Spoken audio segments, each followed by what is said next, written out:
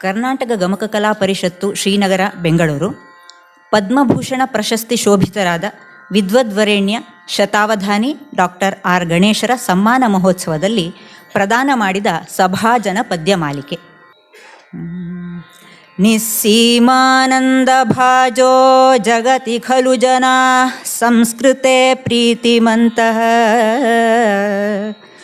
ಪದ್ಮಭೂಷ ಪ್ರಶಸ್ತ್ಯ ಜನಪದಪತಿನ ಮಂಡಿತೆ ಶ್ರೀ ಗಣೇಶೇ ಕೇಚಿದ್ ಭಕ್ತ್ಯಾ ಭಜಂತೆ ಸ್ತುತಿ ಕಲಿತ ಪದೈಶ್ಚಾಭಿನಂದಂತಿ ಸರ್ವೇ ವೃದ್ಧಾಸ್ತ್ವಾಶೀರ್ಭಿರೇನಂ ಸುವಿಮಲಮತಯಶ್ಚಾಭಿನಂದಂತಿ ನೂನಂ.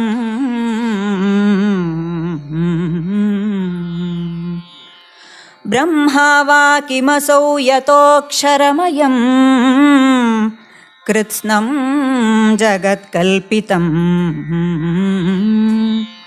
ಕಿಂ ಗೀರ್ದೇವ್ಯಥ ವಾङ्ಮಯಂ ರಸಮಯಂ ಯಸ್ಯಾಃ ಮುಖಾನ್ನಿ ಸ್ಮೃತಂ ಸಂಚಿತ್ಯೈಮವ ಪಾಪ ನಿಶ್ಚಿತಮತಿಂ ನಾಂತೆ ವಿಪಶ್ಚಿದ್ಗಣಃ ಶಾಸ್ತ್ರಾಣಾಂ ಅವಧಾನ ಕಾರ್ಯನಿರತೆ ಶ್ರೀಮದ್ಗಣೇಶೇ ಬುಧೇ ಪ್ರಾಗಲ್ಭ್ಯೇ ಬ್ರಹ್ಮಚರ್ಯೇ ಚ ಶಿವಸುತಸಮಃ ಶ್ರೀಗಣೇಶೇತಿ ನಾಮ್ನಿ ಭಕ್ತ್ಯಾಂ ಹಾರ್ದೇ ಜನನ್ಯಾಂ ಪರಿಜನಸಹನೆ ಧಾರಣೆ ಭಾಷಣೆ ತ್ವಂ ನೈಪುಣ್ಯೇ ನೈಕಶಾಸ್ತ್ರೇ ಸಹಜ ಸಮಮತೌ ಸರ್ವದಾಧಿ ಪ್ರಸಾದೇ ವೈಷಮ್ಯಂ ತ್ವಾಸ್ಯ ಮಾತ್ರೇ ಭವತಿ ಚ ಗಣಪೇ ದೃಶ್ಯತೆ ಚಾವಧಾನಿನ್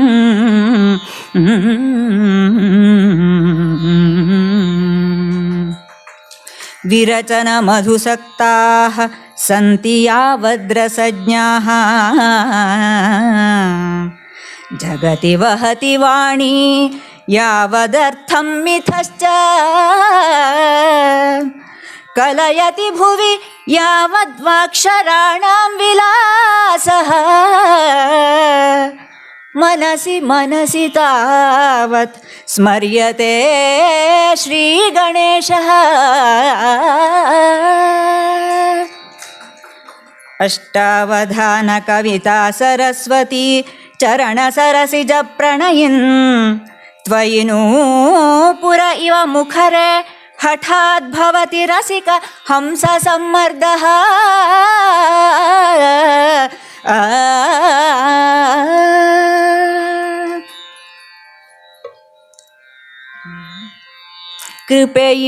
ಕೃಪೆಯಿಡುತ್ತೈದಿದಳ್ ಸಕಲ ಶಾಸ್ತ್ರ ವಿಶಾರದೆ ಶಾರದೆ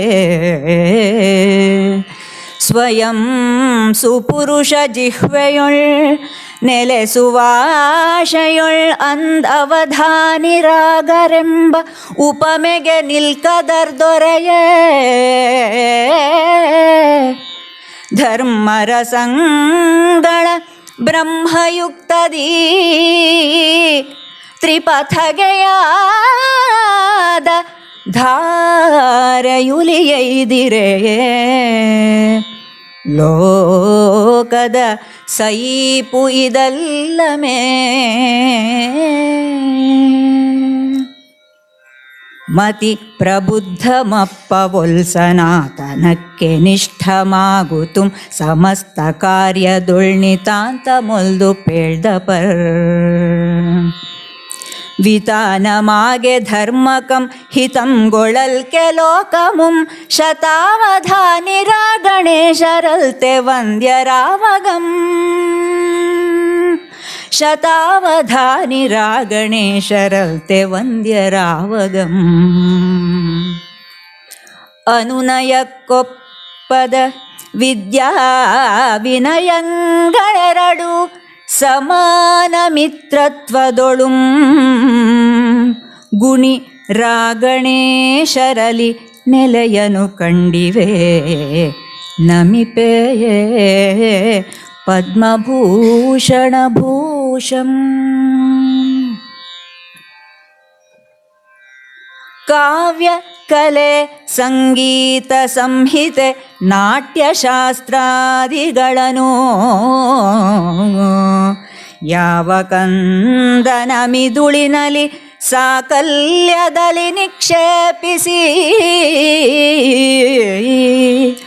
ತಾನು ವಿಶ್ರಾಂತಿಯನ್ನು ಪಡೆದಳೋ ವೀಣೆ ನುಡಿಸಿ ಸರಸ್ವತಿ ಆ ಗಣೇಶಗೆ ನಮನ. ವಿದ್ವಲ್ಲೋಕ ವಿಸ್ಮಯ ಭಾರತಿ.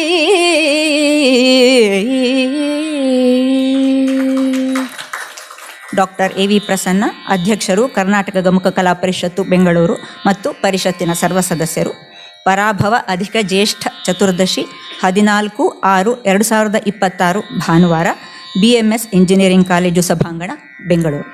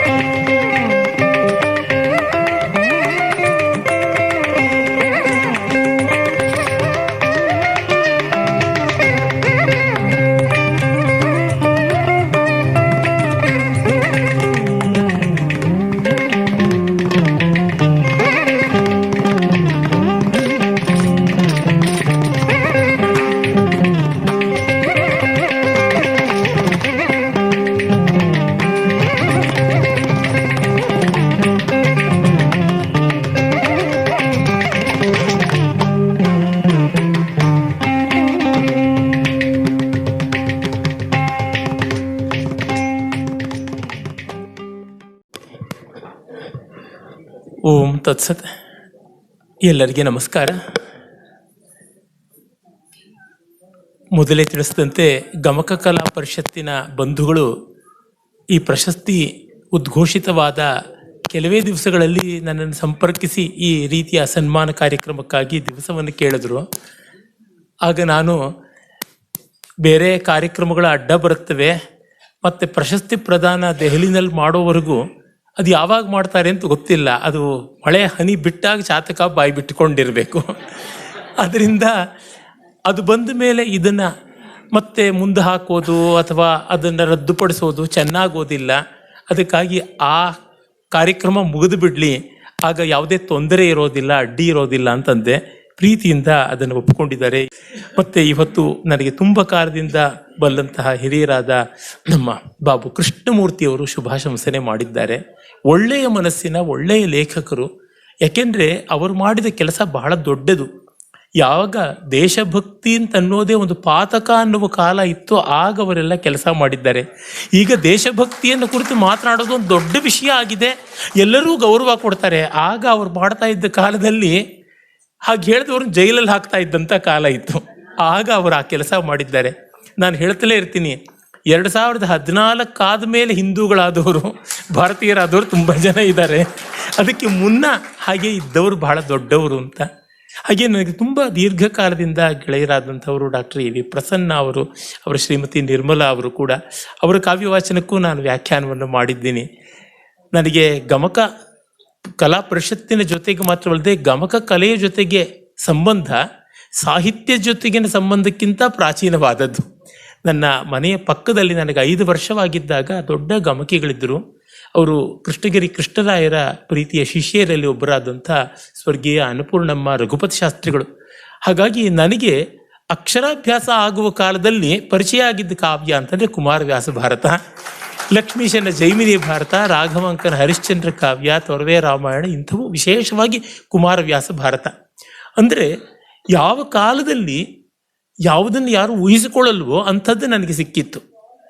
ಅದು ಎಷ್ಟು ಮನಸ್ಸಿನಲ್ಲಿ ಗಾಢವಾದ ಪ್ರಭಾವವನ್ನು ಬೀರ್ತು ಅಂತಂದರೆ, ನನಗೆ ಉಪನಯನವಾದ ತಕ್ಷಣ ನಮ್ಮ ತಂದೆ ಕೊಟ್ಟಂಥ ಉಡುಗೊರೆ ಕುಮಾರವ್ಯಾಸ ಭಾರತವನ್ನು. 11ನೇ ವಯಸ್ಸಲ್ಲಿ ಕುಮಾರವ್ಯಾಸ ಭಾರತ ಕೈಗೆ ಬಂತು. ಅರ್ಥ ಆದಷ್ಟು ನಾನು ಓದಿಕೊಂಡೆ. ನನ್ನ ಹಠ ಏನಂದರೆ, ಪೂರ್ತಿ ತಿಳ್ಕೊಂಡ ಮೇಲೆ ಭಾಷೆಯನ್ನೆಲ್ಲ ಒಂದು ಗ್ರಂಥ ಓದೋದು ಅಂತಲ್ಲ, ಅರ್ಥವಾಗದೇ ಇದ್ದರೆ ಅದನ್ನು ಪಕ್ಕಕ್ಕೆ ಇಡಬೇಕು ಅಂತಲ್ಲ, ಈ ಪುಟ ಅರ್ಥ ಆಗದೇ ಇದ್ದರೆ ಮುಂದಿನ ಪುಟಕ್ಕೆ ಹೋದರೆ ಹಿಂದಿಂದ ಅರ್ಥ ಆಗತ್ತೆ ಅನ್ನುವಂಥ ಒಂದು ಬಂಡ ಧೈರ್ಯ. ಹಾಗಾಗಿ ಅನೇಕ ಕಾವ್ಯಶಾಸ್ತ್ರಗಳನ್ನು ಅದೇ ರೀತಿಯಲ್ಲಿ ಓದಿಕೊಂಡು ಬಂದಿದ್ದಾಯಿತು. ಹಾಗೆ 1ನೇ ತರಗತಿಯಲ್ಲಿದ್ದಾಗ ಕುಮಾರವ್ಯಾಸ ಭಾರತವನ್ನು ಕೇಳಿದವನು 10ನೇ ತರಗತಿಗೆ ಬಂದಾಗ, ಆಗ PUC ಕಾಲೇಜಿಗೆ ಸೇರೋದಕ್ಕೆ ಸಾಕಷ್ಟು ಕಾಲ ಇದ್ದಿದ್ದರಿಂದ 1000 ಭಾಮಿನಿ ಷಟ್ಪದಿಗಳಲ್ಲಿ ಸೀತಾ ಕಲ್ಯಾಣ ಕಾವ್ಯ ಬರೆದೆ. ತೆಗೆದುಕೊಂಡು ಹೋಗಿ ಅನ್ನಪೂರ್ಣಮ್ಮನವ್ರಿಗೆ ಕೊಟ್ಟೆ.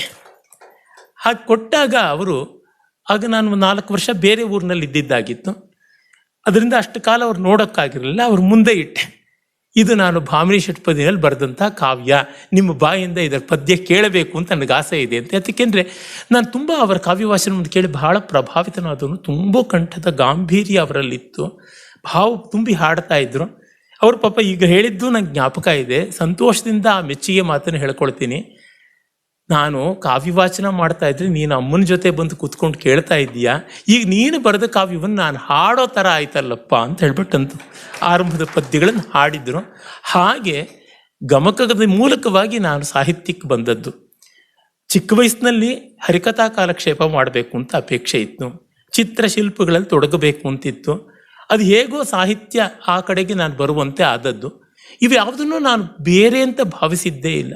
ನಮ್ಮ ವಿದ್ಯಾ ಪರಂಪರೆಯಲ್ಲಿ ಇವು ಯಾವುದನ್ನು ಪ್ರತ್ಯೇಕವಾಗಿ ತೆಗೆದುಕೊಂಡಿದ್ದಿಲ್ಲ.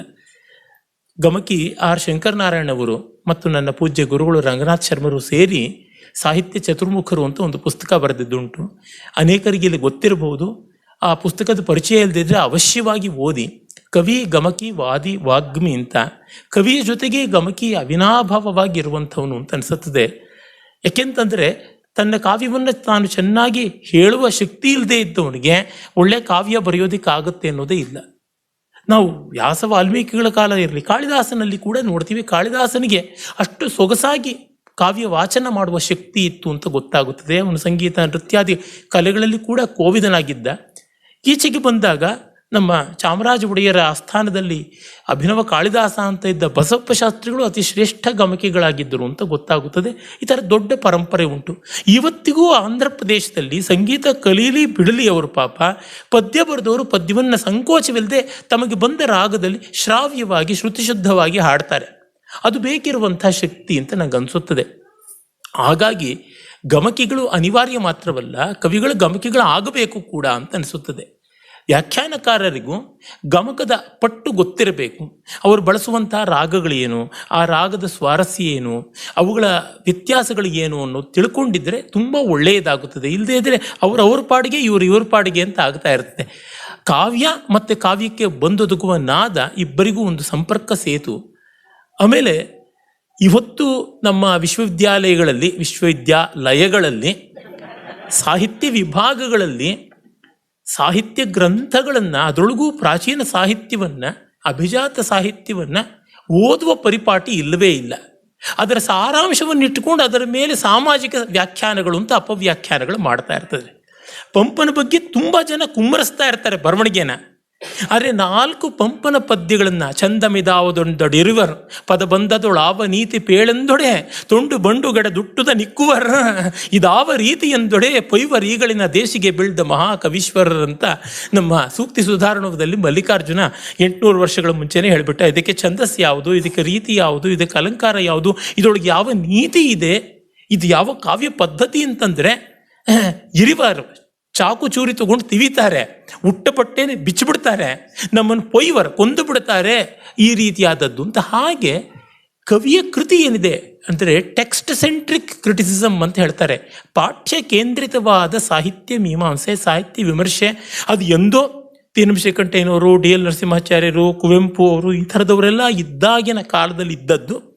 ಒಂದು ಸ್ವಲ್ಪ ಮಟ್ಟಿಗೆ ನಮ್ಮ ವೆಂಕಟಾಚಲ ಶಾಸ್ತ್ರಿಯವರು, ತಾರಾನಾಥ್ ಅವರು, ಪಾದೇಕಲ್ ವಿಷ್ಣು ಭಟ್ರು, ಈ ರೀತಿಯಾದ ಕೆಲವರು ಗ್ರಂಥನಿಷ್ಠವಾಗಿ ವಿಮರ್ಶೆ ಮಾಡ್ತಾ ಇದ್ರು. ಈಗ ಗ್ರಂಥ ಹೊರಟೇ ಬಿಡ್ತು, ಆಗ್ರಹನಿಷ್ಠವಾಗಿ ವಿಮರ್ಶೆ ಮಾಡ್ತಾ ಇದ್ದಾರೆ, ಪೂರ್ವಗ್ರಹನಿಷ್ಠವಾಗಿ ಮಾಡ್ತಾ ಇದ್ದಾರೆ. ಅದು ಆ ಕವಿಗಳಿಗೆ ನ್ಯಾಯ ಕೊಡುವಂಥದ್ದಲ್ಲವೇ ಅಲ್ಲ. ಇತ್ತೀಚೆಗಷ್ಟೇ ನನ್ನ ವಿದ್ವಾನ್ ಮಿತ್ರರಾದಂಥ ಡಾಕ್ಟರ್ ಅಜಕಳ ಗಿರೀಶ್ ಭಟ್ರನವರು ಪಂಪನ ಕಂಪನ ಅಂತ ಒಂದು ಒಳ್ಳೆಯ ಪುಸ್ತಕ ಬರೆದಿದ್ದಾರೆ. ತಾವೆಲ್ಲ ಅವಶ್ಯವಾಗಿ ಓದಬೇಕಾದದ್ದು ಪುಸ್ತಕ. ಅದರೊಳಗೆ ಕೊನೆಗೆ ಹೇಳ್ತಾರೆ ಪಂಪಾದಿಗಳನ್ನು ಹೇಗೆ ಓದಬೇಕು ಅಂತ. ಹೇಗೆ ಓದಬೇಕು ಅಂತಂದರೆ ನಾವುಗಳು ಗಮಕದಲ್ಲಿ ವ್ಯಾಖ್ಯಾನದಲ್ಲಿ ಮಾಡಿಕೊಂಡು ಬಂದಿರುವುದೇ ಅಂತ ಗೊತ್ತಾಗುತ್ತದೆ. ಯಾಕೆಂದರೆ ಪದ್ಯ ಏನು ಹೇಳುತ್ತದೆ, ಪ್ರತಿ ಪದವನ್ನು ಅರ್ಥ ಮಾಡಿಕೊಳ್ಳಬೇಕು. ಅದರೊಳಗಿರುವ ಸ್ವಾರಸ್ಯ ಏನು, ಅದರ ಉಕ್ತ ವೈಚಿತ್ರ್ಯ ಏನು, ಅದರೊಳಗಿರುವ ಅರ್ಥ ಗಾಂಭೀರ್ಯ ಎಂಥದ್ದು. ಈ ಪದ ಬಿಟ್ಟು ಬೇರೆ ಪದ ಬಳಸಿದ್ದಿದ್ರೆ ಅದರೊಳಗೆ ಏನಾದರೂ ಸ್ವಾರಸ್ಯ ಕುಗ್ಗುತ್ತಾ ಇತ್ತ, ಹೆಚ್ಚುತ್ತಾ ಇತ್ತ, ಈ ರೀತಿಯಾದದ್ದನ್ನು ವಿಮರ್ಶೆ ಮಾಡುವಂಥದ್ದು ಇದು ಗ್ರಂಥ ಕೇಂದ್ರಿತವಾದ ವಿಮರ್ಶೆ. ಹಾಗಲ್ಲದೆ ಇನ್ನೇನೇನೋ ಮಾಡೋದಿದ್ರೆ ಈ ಕವಿ ಹಾಕಬೇಕು, ಈ ಗ್ರಂಥ ಯಾತಕ್ಕೆ ಬೇಕು, ಅದು ಯಾವುದೂ ಬೇಕಿಲ್ಲ. ಅದನ್ನು ನಮ್ಮ ಗಮಕಿಗಳು ಮಾಡ್ತಾ ಇದ್ದಾರೆ, ವ್ಯಾಖ್ಯಾನಕಾರರು ಮಾಡ್ತಾ ಇದ್ದಾರೆ. ಅದಕ್ಕೆ ನೆಲೆಯಾಗಿದೆ ಗಮಕ ಕಲಾ ಪರಿಷತ್ತು ಅನ್ನೋದು ನನಗೆ ತುಂಬ ಸಂತೋಷ ಕೊಡುವಂಥದ್ದು. ಆ ಕಾರಣದಿಂದ ಹಿಂದೊಮ್ಮೆ ದೊಡ್ಡ ಲೇಖಕರಾಗಿ ಸನಾತನ ಧರ್ಮದ ಮತ್ತು ಈ ಪ್ರಾಚೀನ ಕಾವ್ಯ ಪರಂಪರೆಯ ಬಗ್ಗೆ, ಛಂದಸ್ಸಿನ ಬಗ್ಗೆ ವಿಶೇಷವಾದ ಪ್ರೀತಿಯನ್ನು ಹೊಂದಿದಂಥ ಶೈವಕ್ಯರಾದಂಥ ಸ್ವಾಮಿಗಳು ಕುಮಾರ ಜುಗಣ ಸ್ವಾಮಿಗಳು ಅಂತ ಇದ್ದರು. ಅವರು ಪೂರ್ವಾಶ್ರಮದಲ್ಲಿ ಪಿ ಬಸವಣ್ಣನವರು ಅಂತ ಒಳ್ಳೆ ಷಟ್ಪದಿ ಕಾವ್ಯವನ್ನು ರಚನೆ ಮಾಡ್ತಾಯಿದ್ರು. ಅನೇಕ ಷಟ್ಪದಿಗಳನ್ನು ಅವರು ಸೃಷ್ಟಿ ಮಾಡಿದ್ರು, ಬಗೆ ಬಗೆಯ ಛಂದಸ್ಸುಗಳನ್ನು ನಿರ್ಮಾಣ ಮಾಡಿದ್ರು. ವೃತ್ತ ವಿಲಾಸ ವೈಭವ ಮೊದಲಾದ ಗ್ರಂಥಗಳು ಬರೆದರು. ಪಾರ್ವತಿ ಪ್ರಣಯ ಕಲಹ ಇರಬಹುದು, ಕನ್ನಡ ಮೇಘ ಸಂದೇಶ ಇರಬಹುದು, ಹೀಗೆ ಅನೇಕ ಕೃತಿಗಳನ್ನು ಕೂಡ ರಚನೆ ಮಾಡಿದ್ರು. ಅವರು ಒಮ್ಮೆ ನನ್ನ ಹತ್ರಕ್ಕೆ ಬಂದು ಕನ್ನಡ ವಿಶ್ವವಿದ್ಯಾಲಯವೂ ಸೇರಿದಂತೆ ಅನೇಕ ವಿಶ್ವವಿದ್ಯಾಲಯಗಳಲ್ಲಿ ಹಳಗನ್ನಡದ ಮತ್ತು ನಡುಗನ್ನಡದ ಭಾಗಗಳನ್ನೆಲ್ಲ ತೆಗಿತಾ ಇದ್ದಾರೆ, ವ್ಯಾಕರಣ ತೆಗೆದು ಬಿಡ್ತಾ ಇದ್ದಾರೆ, ಛಂದಸ್ ತೆಗೆದು ಬಿಡ್ತಾ ಇದ್ದಾರೆ. ಗಣೇಶವರೇ ಏನು ಮಾಡೋದು ಅಂತಂದ್ರೆ, ಏನೂ ಚಿಂತೆ ಮಾಡಬೇಕಾಗಿಲ್ಲ, ನಾವಿಲ್ಲಿ ಬೆಳೆಸ್ಕೊಳ್ಳೋಣ, ನಾವು ಉಳಿಸ್ಕೊಳ್ಳೋಣ. ಆ ವಿಶ್ವವಿದ್ಯಾಲಯಗಳು ಮಾಡಲಿಲ್ಲ ಅಂದರೆ ಅದಕ್ಕೇನು ಮಾಡೋಣ. ಇವತ್ತಿಗೂ ಅವಧಾನವನ್ನು, ನನ್ನ ಅವಧಾನ ಅಂತಲ್ಲ, ಅವಧಾನವನ್ನು ನಮ್ಮ ವಿಶ್ವವಿದ್ಯಾಲಯಗಳ ಕನ್ನಡ ಡಿಪಾರ್ಟ್ಮೆಂಟ್ಗಳಿಗೆ ಯಾವುದೂ ಆಯೋಜನೆ ಮಾಡಿಲ್ಲ. ಇವತ್ತಿಗೂ ಕನ್ನಡ ಸಾಹಿತ್ಯ ಪರಿಷತ್ತಿಂದ ಒಂದು ಅವಧಾನದ ಕಾರ್ಯಕ್ರಮ ಆಗಿರೋದು ನನಗೆ ಗೊತ್ತಿಲ್ಲ. ಪರಿಷತ್ತಿಗೆ ಪುರಸ್ಕರಿಸೆ ಪುರಸೊತ್ತಿಲ್ಲ, ಅಕಾಡೆಮಿಗೆ ನೋಡಲು ಸಮಯ ಕಡಿಮೆ, ವಿಶ್ವವಿದ್ಯಾಲಯಕ್ಕೆ ವಿಶ್ವಾಸವಿಲ್ಲ, ಕಾಲೇಜುಗಳಿಗೆ ಕಾಳಜಿಯೂ ಇಲ್ಲ ಅಂತ ಯಾವುದೋ ಕಾಲದಲ್ಲೇನೆ 40 ವರ್ಷಕ್ಕೆ ಮುಂಚೆ ನಾನು ಅವಧಾನದಲ್ಲಿ ಪದ್ಯ ಹೇಳಿದ್ದೆ. ಹೀಗಿದೆ, ತೊಂದರೆ ಇಲ್ಲ, ಅವುಗಳೇ ಆಗಬೇಕು ಅಂತ ಏನು. ಸಂಸ್ಕೃತದಲ್ಲಿ ಒಂದು ಸುಭಾಷಿತ ಇದೆ, ಒಂದು ನವಿಲು ಕುಣಿದು ಕುಣಿದು ಕುಪ್ಪಳಿಸಿ ಮದೋನ್ಮತ್ತವಾಗಿ ಗರಿಗಳನ್ನು ಕಳಚಿಬಿಡ್ತು. ಆಗ ಗರಿ, ನನ್ನಿಂದ ನಿನಗೆ ಅಂದ ಅಲಂಕಾರ, ಯಾಕೆ ನನ್ನನ್ನು ಬಿಸುಟೆ ಅಂತ ನವಿಲು ಕುತ್ತಿಗೆ ತಿರುಗಿಸ್ಕೊಂಡು ಹೋದಾಗ, ನೀನು ನನ್ನನ್ನು ಬಿಸಾಕಿದ್ರೆ ನನಗೇನು ಕಷ್ಟವಿಲ್ಲ, ಕೃಷ್ಣ ಬಂದು ನನ್ನನ್ನು ತಲೆಗಿಟ್ಟುಕೊಳ್ತಾನೆ ಅಂತ ಹೇಳ್ತಂತೆ. ಹಾಗೆ ಜನರಿದ್ದಾರೆ, ರಾಘವಾಂಕ ಹೇಳಿದ್ನಲ್ಲ, ಜನರೋದಿದರೆ ಸಾಕು, ಜನರು ಬದುಕಬೇಕು ಅಂತ ಬರಿತಾ ಇರುವಂಥದ್ದಷ್ಟೇ ಕಾವ್ಯ ಅಂತ. ಹಾಗೆ ಹೊರಗಿನಿಂದ ನಾವು ಉಳಿಸ್ಕೊಳ್ಳೋಣ, ಯಾವತ್ತೂ ಅದನ್ನು ನಾವು ಇಟ್ಕೊಳ್ಬೇಕು. ನನಗೆ ಎಂ ಕೆ ಇಂದಿರಾ ಅವರ ಪಣಿಯಮ್ಮ ಕಾದಂಬರಿಯ ಒಂದು ಮಾತು ಸದಾ ಆದರ್ಶಭೂತವಾಗಿ ನಿಲ್ಲುತ್ತದೆ. ಪಣಿಯಮ್ಮನಿಗೆ ಪಾಪ ಬಾಲ್ಯದಲ್ಲಿಯೇ ಅವಳಿಗೆ ವೈಧವ್ಯ ಬಂದು ವಿಕಾರ ಮಾಡಿಬಿಡ್ತಾರೆ. ಆಮೇಲೆ ಅವಳು ಪಾಪ ತನ್ನ ಸಂಕಟ ಬೇರೆಯವ್ರಿಗೆ ಬೇಡ ಅಂತಿದ್ದಾಗ ಒಬ್ಬ ಹೆಣ್ಣು ಮಗಳಿಗೆ ಇದೇ ರೀತಿ ವೈಧವ್ಯ ಬಂದಾಗ, ಮಡಿ ಮಾಡ್ಕೊಂಡ್ಬಿಡೆ ಸಾವಿತ್ರಿ, ಮಡಿ ಮಾಡ್ಕೊಂಡ್ಬಿಡೆ, ಹಾಗೆ ಮಾಡ್ಕೊಂಡ್ಬಿಟ್ರೆ ನಿನ್ನ ಕೈಯಾಗಿ ನೀರು ಬ್ರಾಹ್ಮಣರು ಕುಡಿತಾರೆ ಅಂತ. ನಾನು ಮಡಿ ಮಾಡ್ಕೊಳ್ಳೋದಿಲ್ಲ, ಬ್ರಾಹ್ಮಣಿಗೆ ಬಯಾರಿಕೆ ಆಗೋದು, ಹೊಲೆಯರ್ಗೆ ಹಾಕ್ತೀನಿ ನೀರು ಅಂತಾಳೆ. ನಿಜ ಅಲ್ಲವೇ? ಅಕಾಡೆಮಿಗಳು, ವಿಶ್ವವಿದ್ಯಾಲಯಗಳು, ಪರಿಷತ್ತುಗಳು ಇವುಗಳು ಇದರ ಕಡೆ ಗಮನ ಹರಿಸಲಿಲ್ಲ ಅಂತ ನಾವು ಸಂಕಟ ಪಡೋದಕ್ಕೆ ಬದಲಾಗಿ ನಾವು ನಮ್ಮೊಳಗೆ ಉಳಿಸ್ಕೊಳ್ಳೋಣ. ನಮಗೆ ಬೇಕಾದದ್ದನ್ನು ನಮ್ಮೊಳಗೆ ಉಳಿಸ್ಕೊಂಡ್ರೆ ಜಗತ್ತಲ್ಲಿ ಉಳಿಯುತ್ತೆ. ಅದು ಬಿಟ್ಟು ಅಲ್ಲಿಗೊಂದು ಅರ್ಜಿ, ಇಲ್ಲಿಗೊಂದು ಅಪೀಲು, ಇಲ್ಲಿಗೊಂದು ಅಹವಾಲು, ಅಲ್ಲಿಗೊಂದು ಭಿನ್ನ ಒತ್ತಳೆ, ಇಲ್ಲಿಗೊಂದು ಭಿನ್ನ ಒತ್ತಳೆ, ಯಾತಕ್ಕೆ ಬೇಕು? ಅದು ಸುಮ್ಮನೆ ಯಾವ ರೀತಿಯಿಂದಲೂ ಪ್ರಯೋಜನ ಇಲ್ಲ. ನನಗೆ ಬೇಕಾದದ್ದು ನನ್ನೊಳಗಿರಬೇಕು ಅಂತ ನಾವು ಮಾಡಿಕೊಂಡ್ರೆ ಆಗುತ್ತದೆ. ಇದು ಬಹಳ ಮುಖ್ಯ. MES ಕಾಲೇಜಿನಲ್ಲಿ ನಾನು ವಿದ್ಯಾರ್ಥಿಯಾಗಿದ್ದಾಗ ಅಲ್ಲಿ ಒಂದು ಸಂಸ್ಕೃತ ರೂಪಕದ ಪ್ರದರ್ಶನವಾಯಿತು, ಭಗವದಜ್ಜುಕೀಯಂ ಅಂತ. ಅಲ್ಲಿ 4 ಜನ ಹುಡುಗಿಯರು ನೃತ್ಯ ಪದ್ಧತಿಯಲ್ಲಿ ಬಂದು ಒಂದು ಗ್ರಂಥವನ್ನು ಹಿಡ್ಕೊಂಡು ವೇದಿಕೆಗೆ ಬರ್ತಾರೆ. ಆ ರೀತಿಯಾಗಿ ನಿರ್ದೇಶಕರ ಕಲ್ಪನೆ ಇತ್ತು.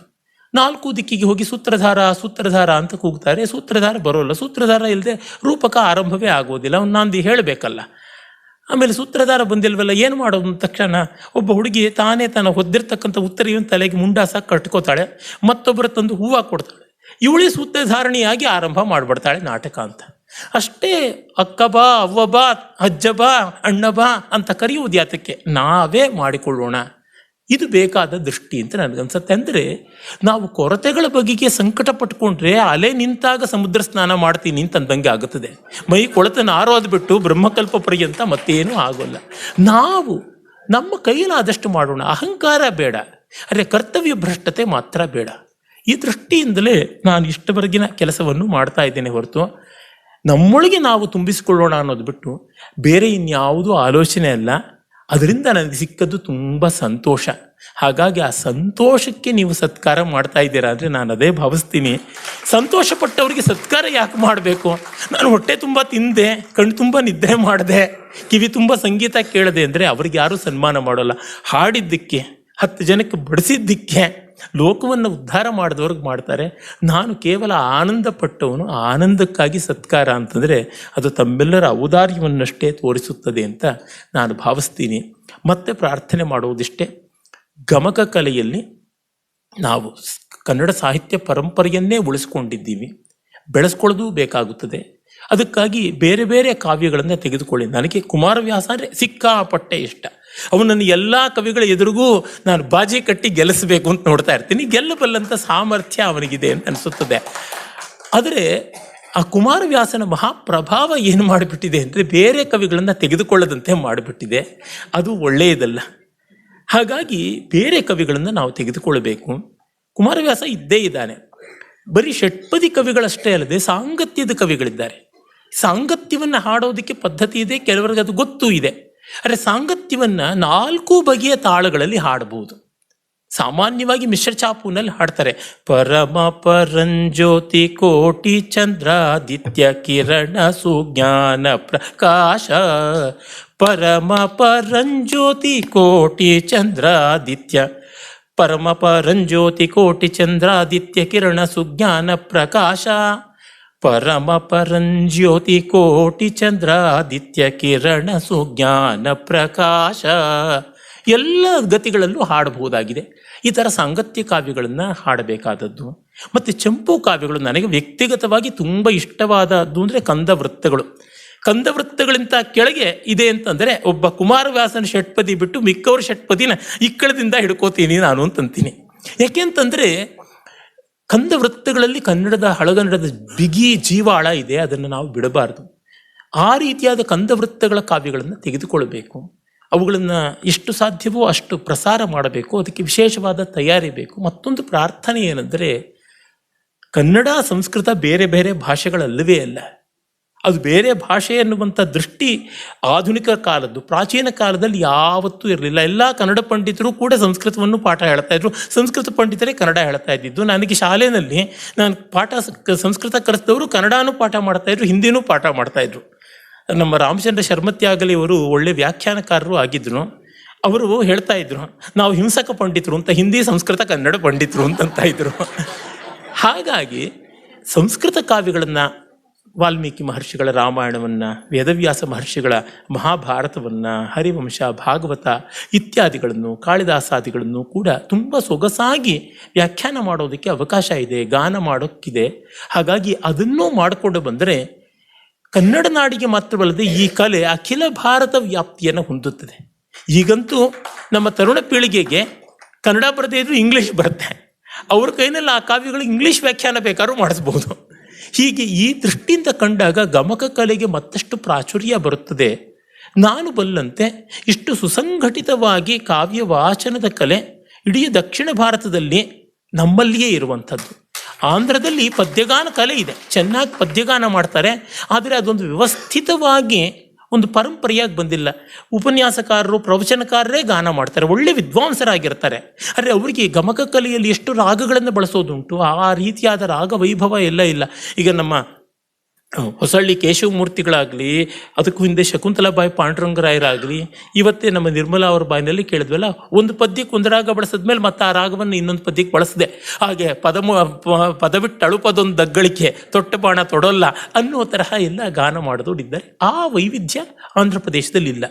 ತಮಿಳಿನಲ್ಲಿ ಕೂಡ ಗಾನ ಮಾಡುವಂಥ ಪದ್ಧತಿ ಇದೆಯಾದರೂ ಅಲ್ಲಿ ಆಭಿಜಾತ್ಯ ತುಂಬ ಹಿಂದೆನೇ ಹೊರಟು ಹೋಗ್ಬಿಡ್ತು. ಕೇರಳದಲ್ಲಿ ಕೂಡ ಆ ರೀತಿಯಾಗಿದೆ. ಅಲ್ಲಿ ಅಕ್ಷರ ಶ್ಲೋಕಂ ಅಂತ ಅಂತ್ಯಾಕ್ಷರಿಗಳನ್ನೆಲ್ಲ ಸಾವಿರಗಟ್ಟಲೆ ಜನ ಬಂದು ನೋಡ್ತಾರೆ, ಶ್ಲೋಕಗಳನ್ನೆಲ್ಲ ಬಾಯ್ಪಾಠ ಮಾಡ್ತಾರೆ.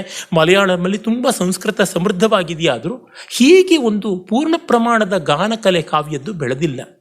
ಹೀಗೆ ಕಂಡಾಗ ದಾಕ್ಷಿಣಾತ್ಯ ಭಾಷೆಗಳಲ್ಲಿ ಕನ್ನಡಕ್ಕೆ ಈ ಸೌಲಭ್ಯ ಇದೆ. ಉತ್ತರ ಭಾರತದಲ್ಲಂತೂ ಪಾಪ ಅವರು ತುಂಬ ಒಂದು ಭಜನೆಯ ಶೈಲಿಯಲ್ಲಿ ಗಾನ ಮಾಡ್ತಾರೆ ಹೊರತು ಈ ರೀತಿ ವಿತಾಳವಾಗಿ ಕಾವ್ಯದ ಒಂದೊಂದು ಪದವೂ ನಮಗೆ ಸ್ಪಷ್ಟವಾಗಿ ಕಿವಿಗೆ ಬರುವಂತೆ, ತಾಳದ ಹುಯಿಲಿನಲ್ಲಿ ಅರ್ಥ ಗಮನಕ್ಕೆ ಬಾರದೆ ಹೋಗದೇ ಇರುವಂತೆ ಸ್ಪಷ್ಟ ಮಾಡುವಂಥದ್ದು ಗಮಕ ಕಲೆಯಲ್ಲಿ ಉಂಟು. ಹಾಗಾಗಿ ಆ ದಿಕ್ಕಿನಲ್ಲಿ ಕೂಡ ಪ್ರಯತ್ನ ಪಟ್ಟರೆ ಹೆಚ್ಚಿನ ಫಲ ಉಂಟು ಅಂತ ಭಾವಿಸಿ ನನ್ನ ಮಾತುಗಳಿಂದ ವಿರಮಿಸ್ತೀನಿ. ಧನ್ಯವಾದ, ನಮಸ್ಕಾರ.